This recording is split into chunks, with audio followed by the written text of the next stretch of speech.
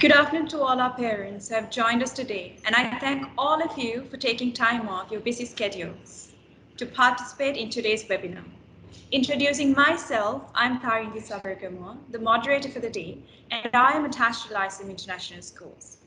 To grace the webinar, we have our guest speaker, Ms. Shanu Matani, a past Lyceumer, an experienced and a qualified psychologist. She has served at a capacity of school counselor for over 4 years at Lyceum International Schools before moving to India.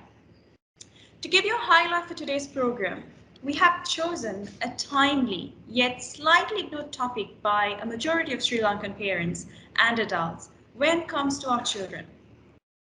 Well, we all are well aware that with the current situation in the world, that many things we used to do have undergone certain changes, and especially in the education sector. The physical learning has moved on to online learning. Teachers, students, and even parents struggled at the beginning, but now everyone has well adjusted. Now, this leads us to think how the transition and the excessive exposure to digital media affects children and their development. Sure, it has its much appreciated positives, but we have to accept that it brings its fair share of negativities as well. Before proceeding with the rest of the program, a gentle reminder for all of you to keep your microphone switched off at all times, and feel free to forward us any questions that you may like to get answers for from Ms. Shanu. You may use the meeting chat to forward us the same. So to enlighten us today, we have Ms. Shanu with us online. Hi, Ms. Shanu, can you hear me? And good afternoon to you. How are you doing today? Good afternoon, everyone. Thank you for having me here today. I appreciate your invite for this webinar. So, yeah, we can begin whenever you're ready. Yes, so we are very much happy to have you here with us today. Moving Okay. on to the first question. Now, can you please brief us on the role of social media and what sort of an importance it plays in the lives of modern mankind?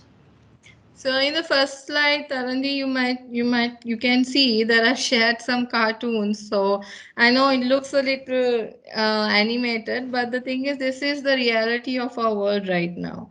Okay, where children, parents, all of us are on. We are in digital era and we are online. So communication, socialization has now is slowly shifting from offline to online, and I think with our children it has not slowly shifted, it has increased a lot. More socializing, more activities. They spend more time indoors playing games than spending outdoors playing with their friends, because maybe because of what happened last year with COVID, and the fact that our children are now online more due to this. So I just wanted to share in the next slide. If you see, Mr. Arindi, I have shared some statistics about how many, how much our world has shifted to digital age.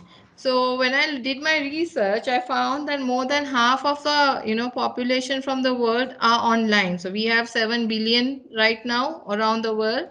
So we have more than half who are currently online.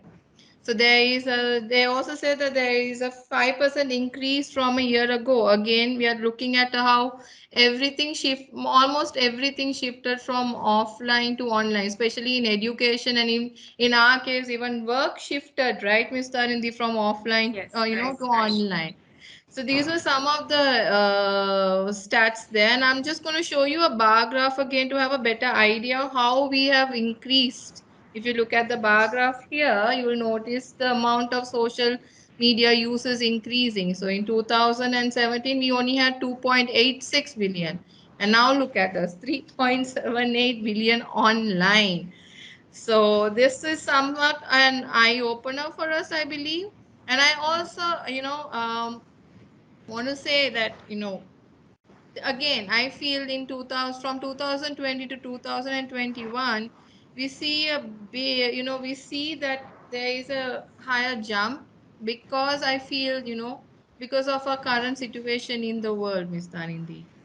Moving Right. on, Miss Tarindi. Yeah, so with that, let me just give you the areas that we will be looking at during today's webinar. And they include, we will be giving you more information on what social media actually is and how our children have access to it, the benefits of social media and online technology. Then thirdly, we will also be touching upon understanding the child and the adolescent brain, that is the teenager's brain, the positive and negative effects of social media and online technology on our children.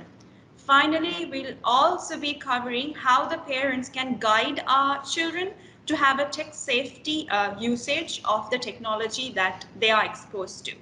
So, with that, I have another question for you, Ms. Shanu.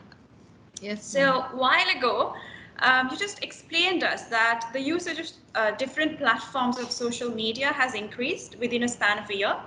So, does this include the usage by children as well?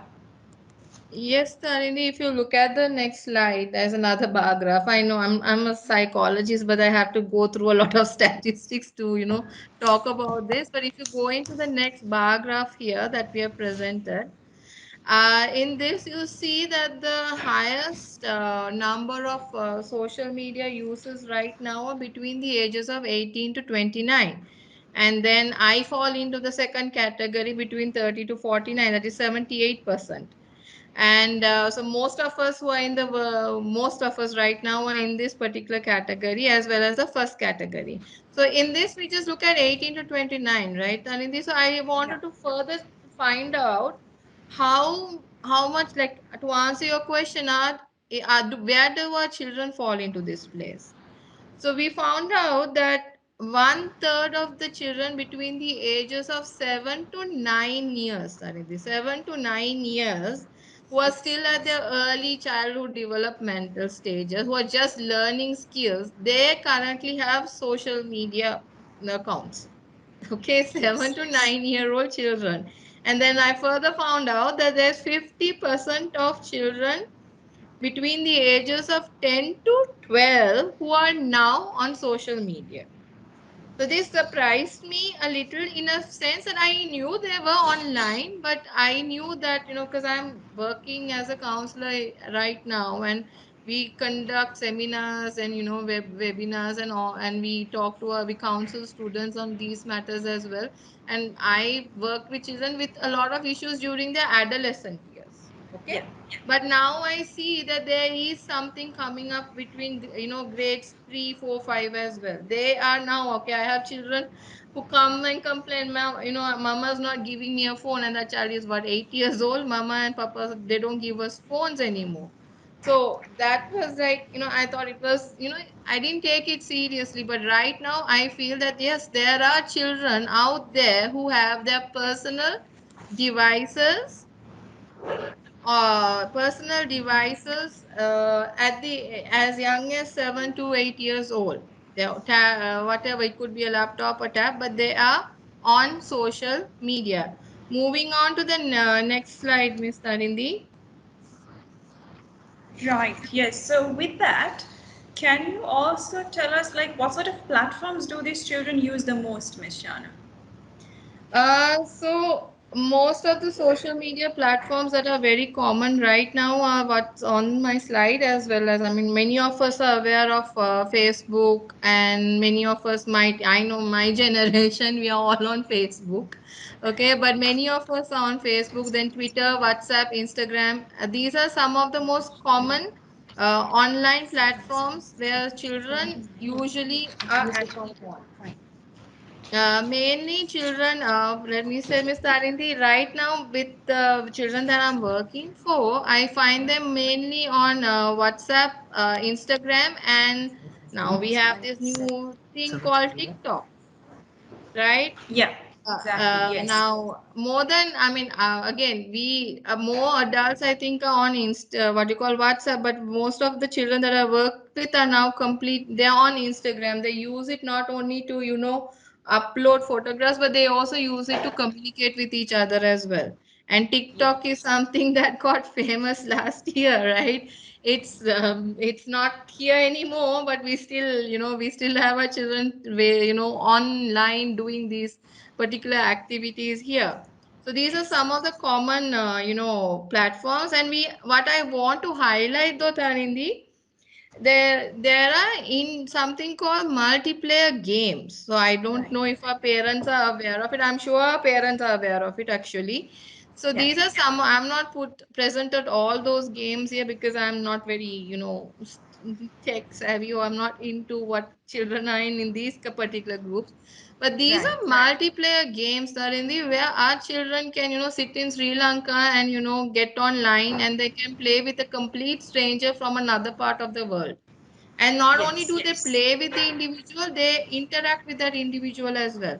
And what I know about online gaming is that those individuals are not in a particular age bracket. So our 12-year-old Right. child could be playing and interacting with a 40-year-old man, right?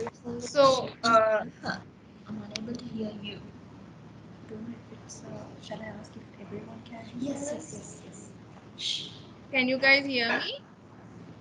Yes, we can. Is there any participant who cannot hear us? If so, please do let us know. We can hear you well, Miss Shannon. Okay, so as I was saying, Miss Tanindi, so these multiplayer games where Yeah.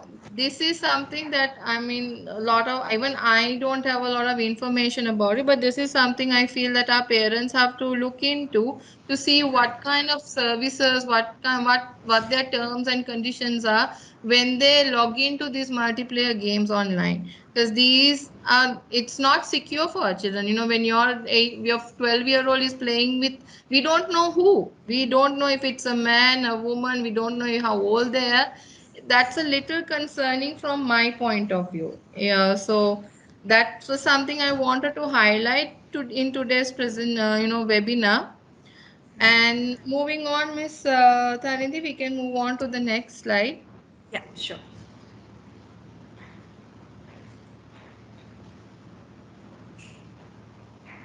uh, what do our children create, like why are our children online? I mean, what is the whole point of being on social media, right, Miss Tarini? Exactly. So they are online. Basically what we online is to we create online profiles, we put up our photographs, we put up, now our kids love the memes. Okay, they Yeah. can't stop with their memes. And in there I have counseling sessions, and I have normal classes going on with children, and they just suddenly come up with a meme, and I'm like, what are you saying? It's a meme, Mishanu. You get with it. Get with the new times. I was like, okay, thank you. So the basically what online is, what can we use social media for? Creating online profiles, putting up photographs, chatting, interacting. Okay, and mainly for when we look at our children, the main aspect of having online social media is to see how much attention they can get from their age group. Okay, so moving on, Miss Tarindi, next slide. Yes. So, with that, now that we have spoken about social media platforms extensively, what sort of benefits have they got on children, Miss Shannon? Okay, so all of us are aware of the fact that how everything shifted from offline to online last year, and one of the main things that shifted with it was education, right? Yeah. So, and I know many of my parents are concerned. Oh my God! I mean, when it started happening, we were all over the place. I remember that. Even we have to learn skills that we never knew we had to. So, we collaborative learning. So, learning online is like the biggest thing going on, not only in schools but in organizations as well, where work is also shifted from online, I mean offline to online. Teachers have also shifted from offline to online. So this is a massive advancement in technology, and we have to appreciate the fact that this has happened. Today our children are able to get good solid education without any disruption in between, because of our online platforms, right, Mr. Ari? And today look at us. I am in India, you're there, and we are able to have a productive, so, presentation now about things that are a part of our day-to-day life. So collaborative learning is one thing. Another is creativity. So when we talk about creativity, we are talking about now.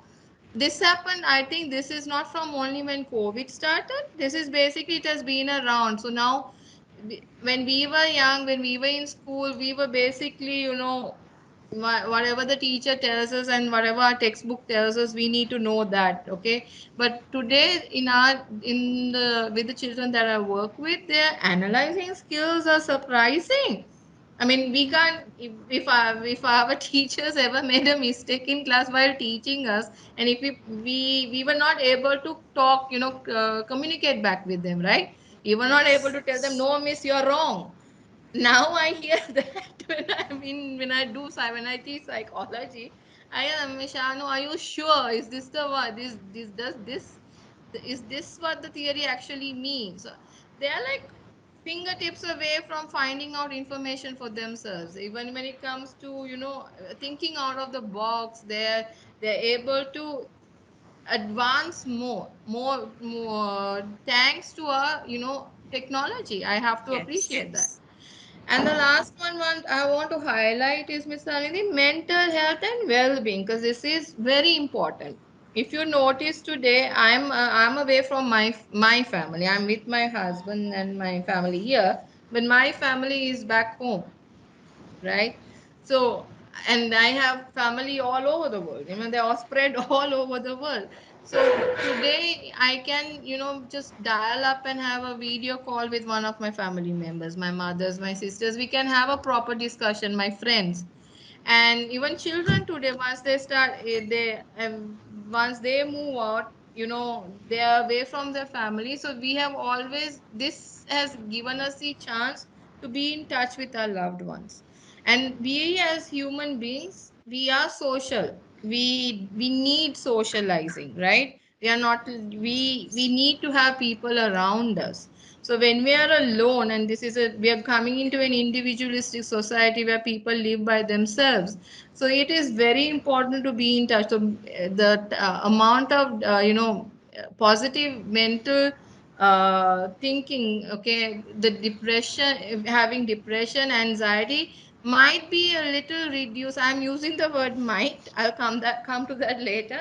But it does Yeah. definitely help us to be more positive, to stay positive when it comes to these matters. Right. Okay, so Ms. Shanu, with this entire transition, yes, we have, and you nicely explained the benefits of all of it, right?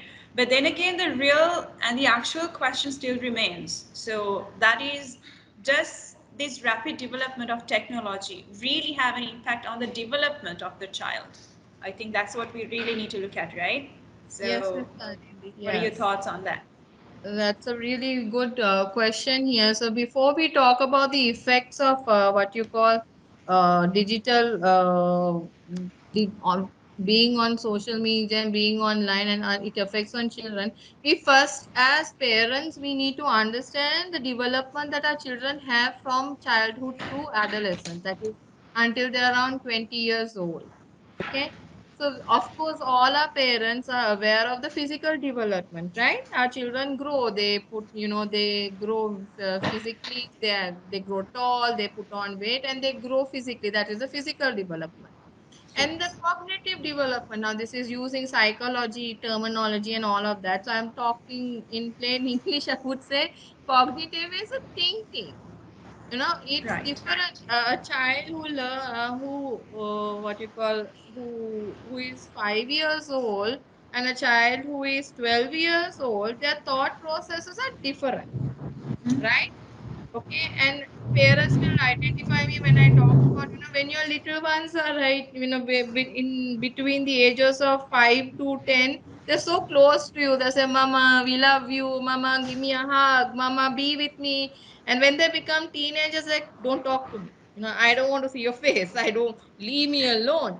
So there, what is happening there? There is some sort of a development that is the thought process. not only the cognitive part, we're also talking about the emotional. So when our little ones are very young, they'll tell you if they're not happy, they're sad and they'll cry, right? When our teenagers get upset, you don't know if they're sad or angry or hungry because their face doesn't change and they don't want to talk about one. If you are, I mean, I get complaints, very common complaints back when I was in Lyceum as well.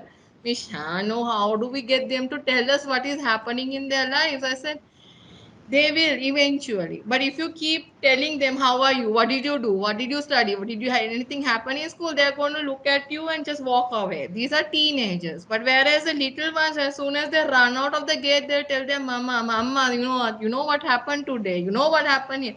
So this is what I mean by cognitive thinking changes. There's something happening in the brain, Miss Nalini. That is the reason why our little ones, their socializing changes from middle, yeah, early childhood to late childhood to middle teenage years. I'll come to that.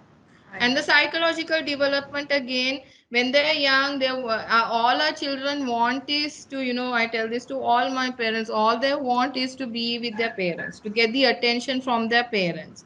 And when they come to middle school, all most of our children, I can't say all of them, most of our children want to be with their friends, to be accepted by their peer group. So this again are some of the developmental changes that happen among our children when they are growing. And now we are Right. going to see how this, let moving on to the next slide. I'm going to talk a bit about biology as well. I know I don't want to confuse the parents here right now. A little bit on the biology. I'm not going to touch on all of it. So we know that research has found that children from birth to early childhood. So when I talk about their ages, we are looking at from birth to about 9 to 10 years old. Okay, so during these years, what researchers and psychologists found out that the neurons, the cells in our brain that helps us with thinking and whatever learning, there is a massive, growth of it, production of it. It's like, that's why our children are able to pick up skills like talking, speaking, running very fast. Even language, Right. a child who is 5 years old can pick up 3 4 languages, whereas someone like my age, I can only sit and talk in one language. It's very difficult for me to learn something new at my age. But someone between the ages of 4 to 9, they pick up skills very fast because then the cells in the brain, they're produced at a higher rate, higher speed. And then we have our teenagers, something happens in the brain, and that, of course, the neurons are made. Even right now in our brains, neurons, there are a lot of activity going on in our neurons, in our head. But in adolescent years, teenage years, we found that there the speed at which the cells in produce are very less. Then the parts of the brain, we have a forebrain here. Forebrain is where we do all our thinking, analyzing skills. Okay, Right. so we have found that there are parts where there is social, we call them pleasure centers. So the part of the brain where we feel pleasure out of socializing is mainly lit up in teenagers. Okay, so this is just a bit of a scientific thing. I thought parents should understand. So without only when we try to correct a child's behavior, we say, why can't you do this? Okay, why do I have told you 100 times you should not be going out with that person, right? But they are not hearing that when the parents are saying, uh, you should not going is not going into the head. They're saying you should go. They selective hearing happens. So it's a bit of a biological process as well. So I want parents to understand that as well. So that, and of course the hormonal changes once they start hitting 9 10 now home puberty starts at an early stage. At when we were young, puberty hit after 10 11, and some of us hit puberty in 16 years also, right? But now puberty starts as early as 8 years old. Okay, hormonal changes happen from 8 years old. So obviously this also creates differences in the children's learning and listening ability. These are all biological changes in the body. I'm sorry I took so long talking about I'm sure they're very much science. interesting and then very much informative and needed for the parents. So yeah. I just wanted to give you a little summary on that. We moving on. Uh, and so, moving on to the next slide. So I just want them. So I have already explained this. Explained what is on this slide. To understand that it's not, we can't blame the child per se. I'm only talking about teenagers here. I'm not talking about the younger ones. I'm talking about children between the ages of 11 to 19. Okay. So we have, as parents, we have to also we have to go and look for information about how the biological changes affect the psychological and mental and emotional changes as well. Okay, and of course lyceum being how I know it has been, I mean it has been one of the only schools from the time I was there, because I remember I had a counselor when I was in lyceum. I was the only one who went to it. I went to that person. I was always with him. And but I appreciate it. I appreciate, and that was in 1995 1996, Mr. Arun. So I really appreciated having a counselor there. And I also noticed my dad came to pick me up, and he looked at me in a very weird way. Why are you taking counseling? So he was not there then, but little did he know that I'll grow up to become a counselor myself. So it's best to approach your school counselors. It's best to go and research on how biological changes in the body actually affect a child's behavior as well. So that's why our children find it a little difficult to manage their behavior. Moving on, Miss Tanindi, to the next slide. Social media risk, I think, no? Yes, it is.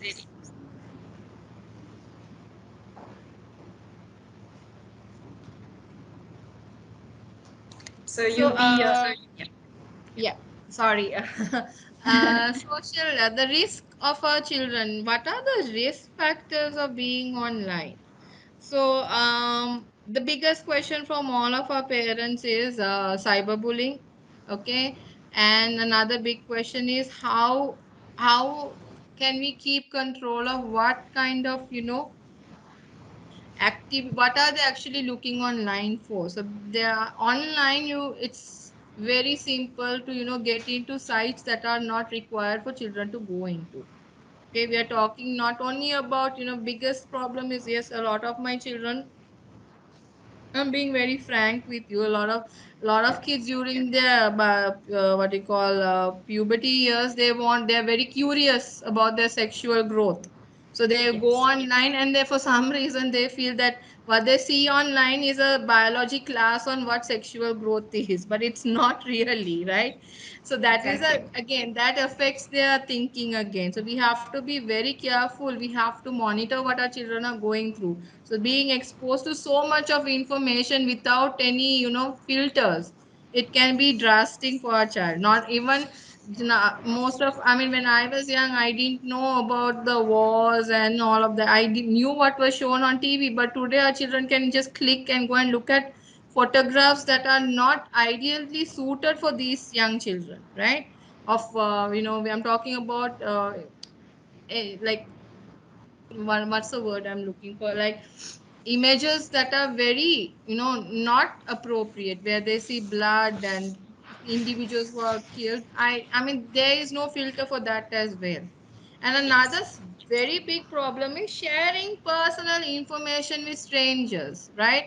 Whatever you post on, in previously, and I was talking about, we post things online, right? So how do children know what to put up online and what not to put up online? Some of our children, they even give addresses, and they can't, and obviously now you don't need to give out addresses. People can find, hackers can find out where you are by just your IP address. They can locate your location, right? So sharing, oversharing of information with strangers. I have had a lot of these sessions with children back at lyceum as well. where girls tend to, go online and they meet these individuals that they have never met before, and they overshare. They tell them where they live, they tell them what they do, how old they are. So these things, I think, these are some of the scary things. And one of the biggest other questions is cyberbullying. Now the thing with Yes. cyberbullying is, Tarindi, that these children don't even know that they're getting bullied online. Exactly. Okay, so our parents also will understand that our children don't know the difference between having fun and saying a joke at someone. You when you make a joke at someone else's expense, that is not a joke. That is bullying, Exactly. right? So Because our they're not children, aware of it. they're not aware of it. So we have to, like, in school, when I was at Lyceum, I tend to, we used to have Mrs. Guerrero was like, okay, Shanu, do this, you do this, you do that, let's have a campaign. So we had an anti-bullying campaign, we had posters up, and we didn't have one meeting, we continuously had couple of meetings to make the children understand this is what bullying is and this is what cyberbullying is. So if you're online and you post a picture of yourself or your family, and these other children, they feel that they have the right to comment on this, and they negatively comment these children, this is cyberbullying. And there are, if you see in the past couple of years, okay, I didn't have, I really didn't look into the statistics, but personally I have seen couple of children going into depression because of this, Mr. Arindi.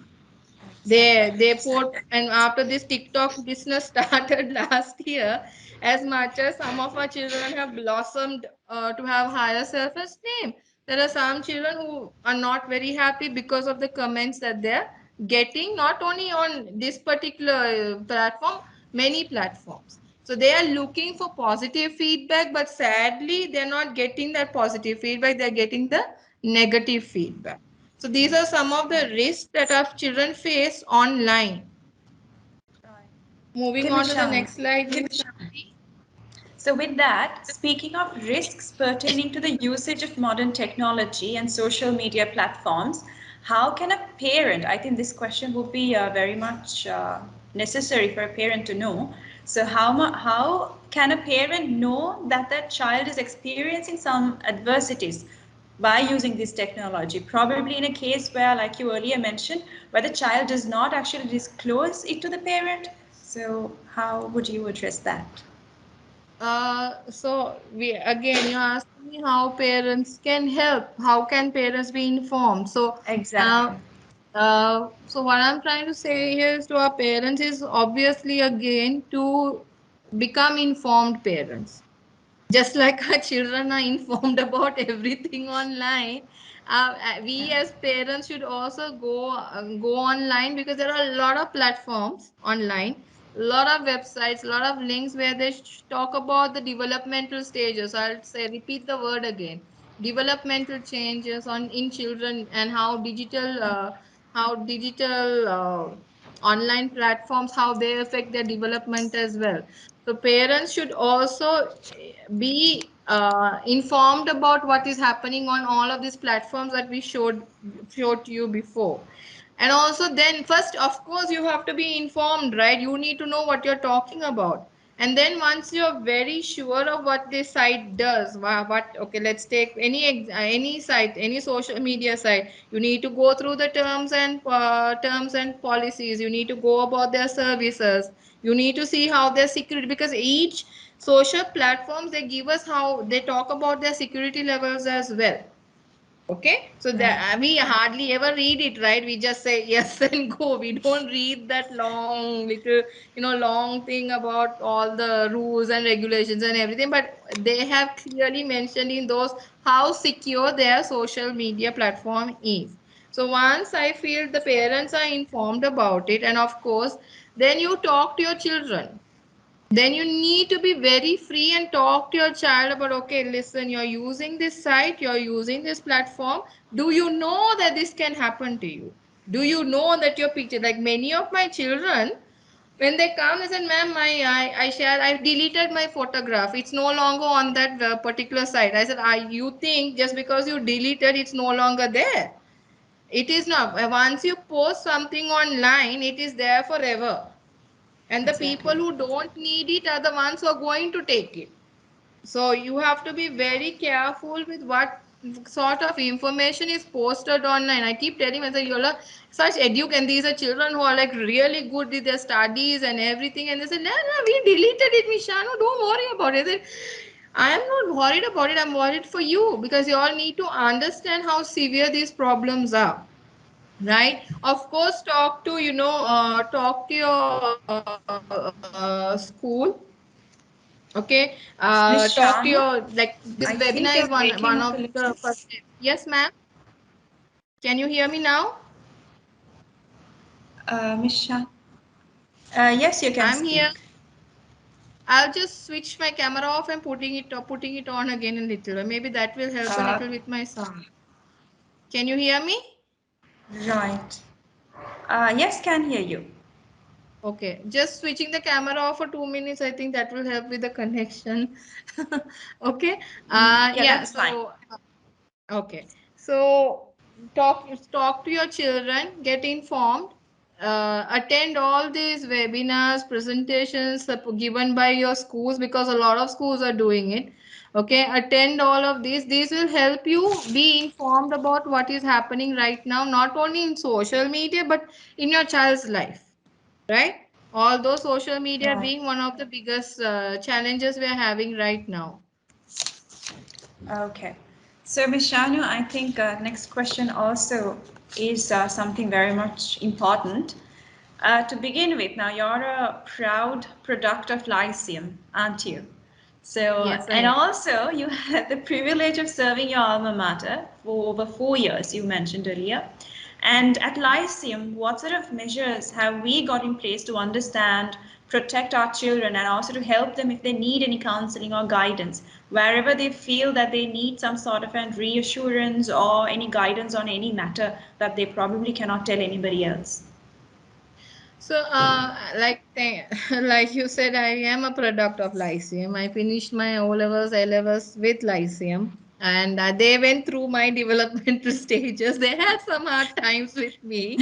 So, Mrs. Greer, who was like the first person, she knew what I can do and what I couldn't do. So, I was never the perfect student in school, but I was a product of Lyceum. I mean, academically, yes, I was not very well, but when it comes to my discipline, when even up to now, I go through what Lyceum has, created for me. Okay, can you hear me, ma'am? You can hear Can me? hear you very well. Yes. Okay.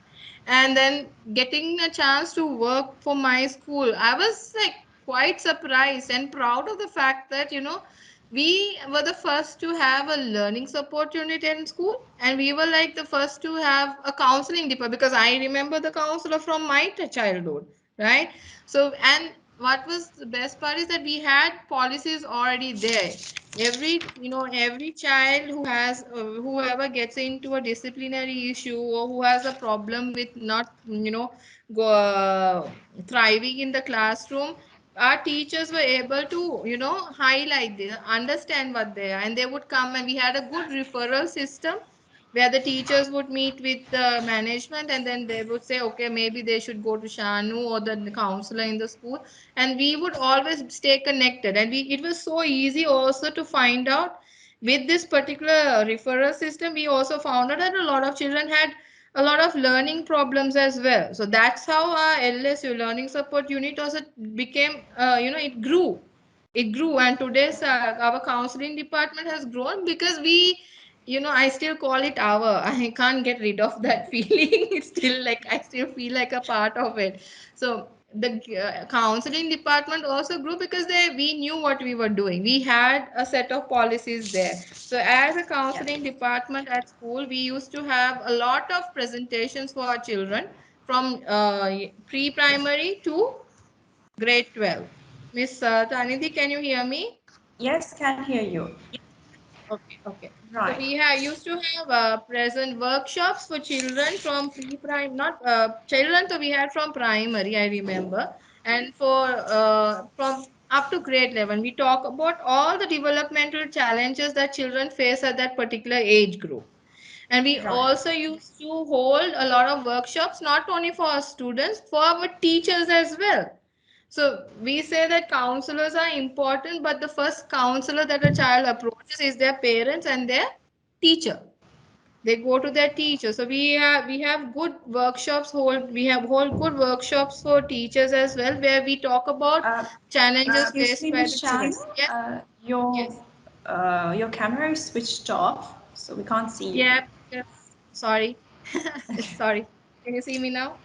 I'm a Yep, bit can of see. a shy person as well, so Uh, yeah. So I was saying, yeah, not only do we have workshops for children, we have workshops for teachers, and I used to be part of those offline presentations where we used to have in the evenings as well. We have for all age groups throughout the year. The parents would also come. And there is a referral system, of course, where whenever a child comes in, we have this, we have to build a good rapport and keep where we develop confidentiality with whatever the child tells us as well. There is confidentiality with whatever the child shares with us. Okay. Yeah. Uh, and then finally, yeah, and I think Lyceum, now that we are shifted to offline as well, we have, referral programs to that as well, where parents can come to teachers. If you feel that the Yeah. child has a problem, you can approach your teacher, and the teacher will get in touch with the counselor, and Yeah. then we can sort out whatever challenges that you are facing as a parent.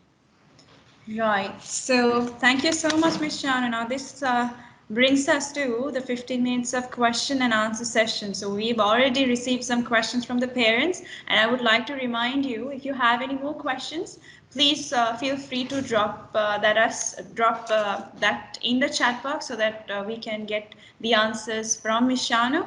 So the first one, Ms. Shanu, how to introduce e-learning to younger children in a healthy and a safer manner? Yes. So, Miss Tarindi, when you're talking about starting anything with a young child, I'm not only talking about e-learning, anything new. So, we have to first develop a routine or a schedule. I think this will go with what you call in one of the other questions as well. We have to start off with a routine.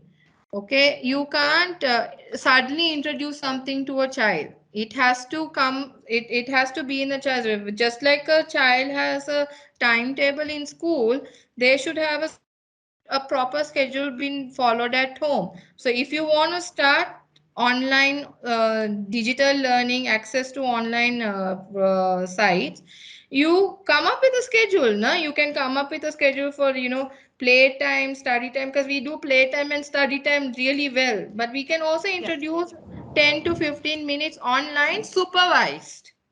Right. I don't suggest just independent online for the little ones or the middle school fellows. But for the little ones, I suggest that whatever you do, come up with a routine. Stick to the routine. Keep about 15 to 10 minutes online, but you as a parent have to be there whenever they access that, and stick to that timing throughout the week. Don't change it. Don't change it. You can't say, like, with children get very upset if you promise them something they remember, right? Yeah, you shouldn't change it. You should let that be. I hope that helps in some manner, ma'am. Right, yes. So the second question is how to protect children from digital platforms while they're using to learn from online or through Uh, online learning. Oh, this is like the biggest problem and the famous issue. I mean, when we are going through trials and errors these days of understanding this. So now what happens is they're online and they have opened another tab on the other side, and they're playing their games.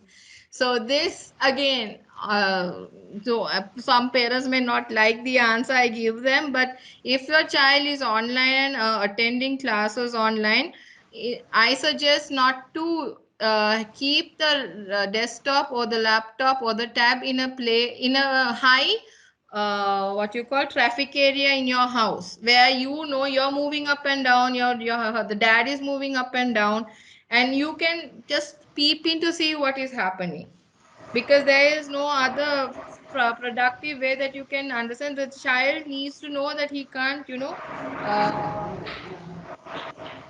you can't allow the child needs to know that he can't just play the fool. He needs to be online, and I'm sure schools also keep track of this. We as educators know when our children are not paying attention. We know that, so we pull them up. But at home, it is suggested that you do not let them study in their bedrooms. You do not let them be alone when they're online. Make sure that someone is around at all times when they're online. I'm not telling you to go be a helicopter parent where you go and say, why are you not online? Why are you not doing it? Don't interrupt them.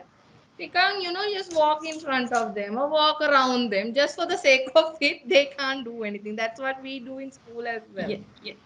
Okay, next question, ma'am. Yes. So, how can parents help their children to spend time wisely online? I think that's another very important question. So again, this is connected to question number one as well. If you have prepared a good schedule for these children from day one, from the youngest time, because most of our children go online learning when they come to high school, middle school, and high school, right? And then there comes a problem. You can't take that away from them. Every time they would be like, no, no, I have research, no, no, I have assignments, no, no, I have this to give. But half of the time they're not doing those, they're doing something else online. So start early. And if the children are having issues, uh, if you're having problems having children online and they're not able to take it off, then you have to sit down, because with the bigger fellows you can't just shout at them to do something. You have Exactly. to tell them, talk to them like, give them respect when you talk to them. You can't tell a child, imagine someone coming and telling us, get out of the laptop and go do your work. And yeah, are we going to listen to the person? Are we going to be motivated to do what that person is saying? It is the tone that you use with your children, how you speak to them. Talk to them with respect. If you respect your child, they will respect you back. I know it's difficult because we forget as parents sometimes to think that these are children still, they're not adults. They can't, manage their time. So we need to sit with them and discuss a plan with them. Listen, this is due on this day, this is due on, you have to find a time, and you have to give me the laptop or the computer. You need to be offline by 7 o'clock every day. That is it, not more than that. If you start that at an early stage, it becomes easier to manage when they are teenagers. You get what I mean, Mr. Nindi? Yes. So I hope, I mean, I can go on and on and on, but we are limited with time right now. So I'm trying to cover it up Exactly. as soon as I can. Next question, ma'am. We have another parent from the audience, but let me just quickly ask the rest of the two questions that we already have got. So, what other activities can parents introduce to keep their children productive? And would you like to merge the two questions together and Yeah. answer? Or? So now what happens is, okay, or actually when you look at how COVID has affected our lifestyle, what I need to point out here is we as parents also have to reflect on our behavior. How many times have I have my phone here with me right now. How many times have you been on the phone, your phone in the hand, and you're telling your child, put that tab away? What are you doing? So you're online and you're telling your child to put everything away.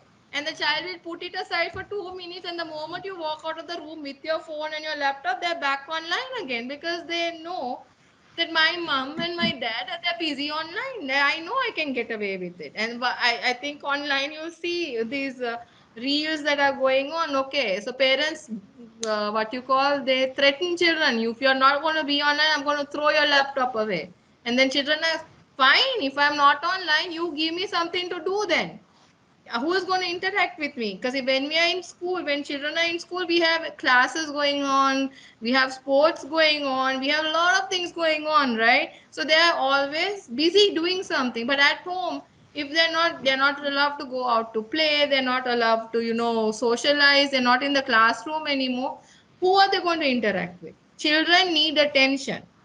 Okay, it is up to the parents to see if you're going to give them positive attention or negative attention.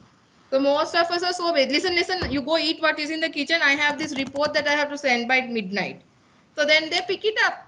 So if I say I have a report to send by Bitman, that means I can use it as an excuse for myself and tell my mother, Mama, I have homework that has to be sent online. I'm doing research now. You get what I mean? So children learn by looking, not by teaching. We can teach them, they don't understand. They are mainly going to look at how you behave in front of them. If you're on, when you have to come up with family time, you have work, you have to understand, since we went from offline to online, uh, we have our work management has become a massive issue, and we don't realize that it is affecting our children. As adults, we can adapt to change in no time, but children now, children take time to adapt to what is happening around them. You can't expect, just because you can shift all your work online doesn't mean that they can study online. Studying online is another skill for children to learn, and it's going to take a long time for that to happen. So we have to be patient, be a role model, come up with a family time where you can sit with your child and do some, have, like when we were small, we used to play Ludo, we used to play read together, where mamas and dadas would read for us. So it's no longer there now. Who is reading to your children? YouTube, right? You go sit in you. Who is reciting nursery rhymes? When we were young, we would go out and we would buy cassettes and our mothers and father. I mean, they were busy too. They were working too, right? But they would come out with us, and it's not only getting a CD or a cassette when we were small. It's a fact that our parents took time to do that with us. They knew that this was an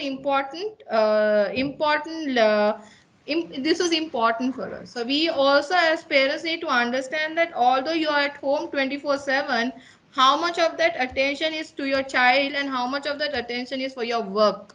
You need to have a family, work time, and you have to work your time as well. I'm not blaming our parents. We are all very busy, and our bosses are always with deadlines. Now they think that working from home is you're at home with your family, but I don't think we are spending enough time with our family. I think we spend more time with our family when we were actually working in organizations. So we came home at 5 o'clock, 6 o'clock, home time. Now you're cooking dinner and your boss is messaging you to send that email.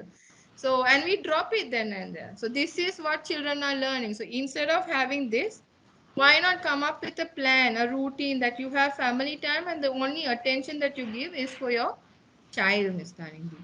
Any other Right. questions, Miss Tarindi? So yes, we have one from the audience. That is the parent. One parent had said that the children actually develop more rapidly, and then comparatively, the parents, their way of adjusting sort of lags behind. What sort of strategies can they adopt for them to get in the same page as the children? Yeah, so I think the parent is referring to the technology use, right?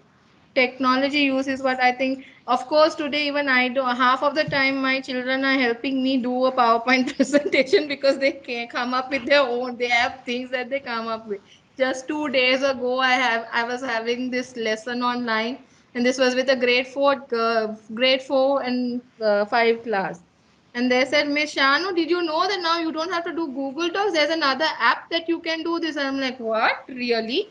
And the fact of the matter is how I responded to it.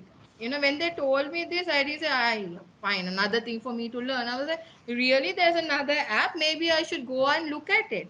And then the children were so what they appreciated it. They appreciated the fact that we didn't know it, and we asked. I said, can you help me on how to do this?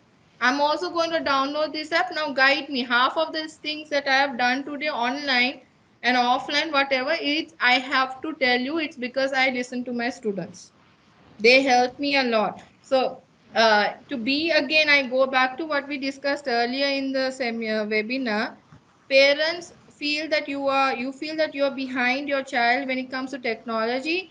Then the only thing for you to do is also to go and ask the right questions from people. If it's about development, if it's about managing emotions, talk to the teachers, talk to the counselors, and go online, research and find educate your body, because children are not going to tell you. If you don't know something, they will say, I'm sure half of the children online today, ma'am, our internet connection is low, I can't put my camera on, sorry ma'am, my wi-fi went off. And children are very smart. Okay, so I am sorry, there is no like a prayer or a magic trick to tell you this. You have to go out there as a parent. You have to get informed about it, and of course, reach out to your school management, reach out to your school population. They are there to help you with all of this. Anything Right. else, So ma'am? thank you, Miss Shawn. Yes, there's one more question. Miss Fatinat Sauda, I think she has a question. So we Yeah. let her speak. Right. Ma'am, you can ask your question. I think she can. Yeah. Hi, can you hear me? Yes, we can hear you very well.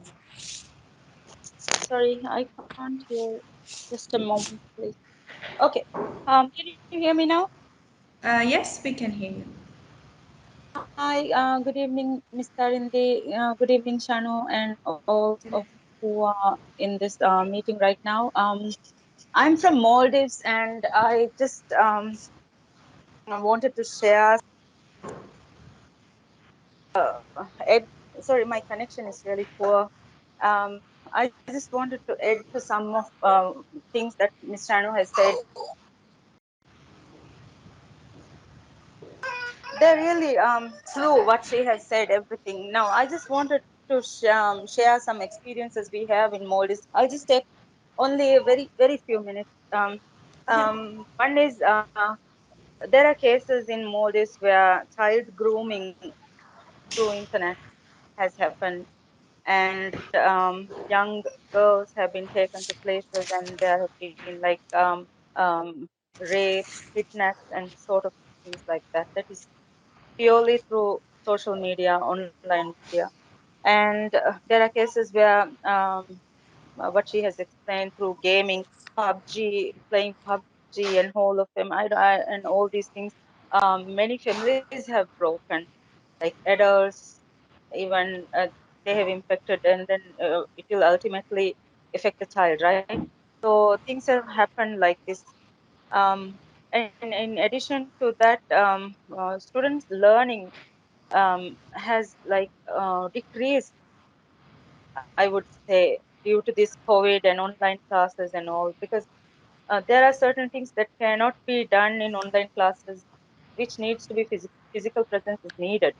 So therefore, the academic, when we look at the academic outcomes and the grades that they have got, when we compare it with when they had the physical classes, they have declined a lot. So that is, they are not. One thing is they are not effectively using them to teach, or not effectively using to learn. One of the things is happening over there.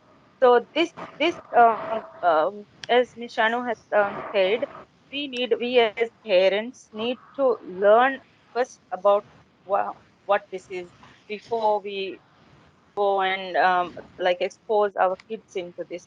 So there are a lot to talk actually, but I just wanted, I joined this session because of Miss Shanu only. She was my colleague when we were doing our masters at PIRP.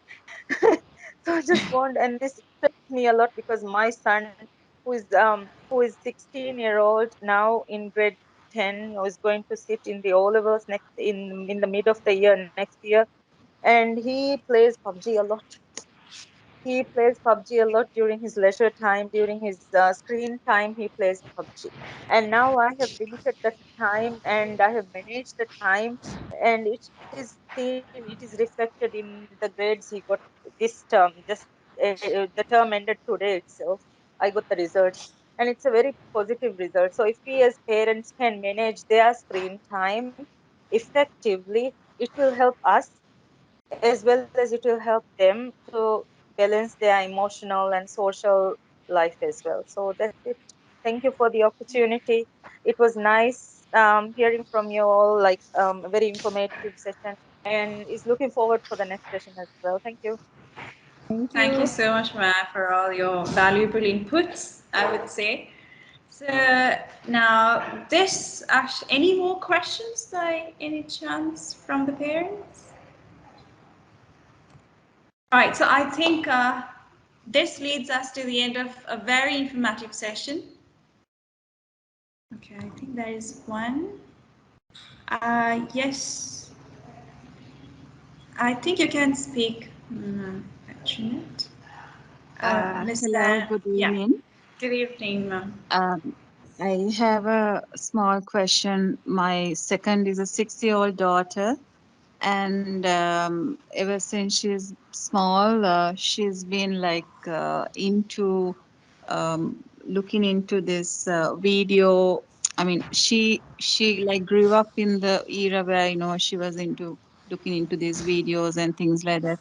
But I used to try and limit it to like 10 minutes, a day or so, sort of. But I noticed that even though limiting it, she wants to see at least, a cartoon or something like that daily. And if I don't give it to her, she will, bring down tantrums and make a big issue. So how do I manage a situation like that?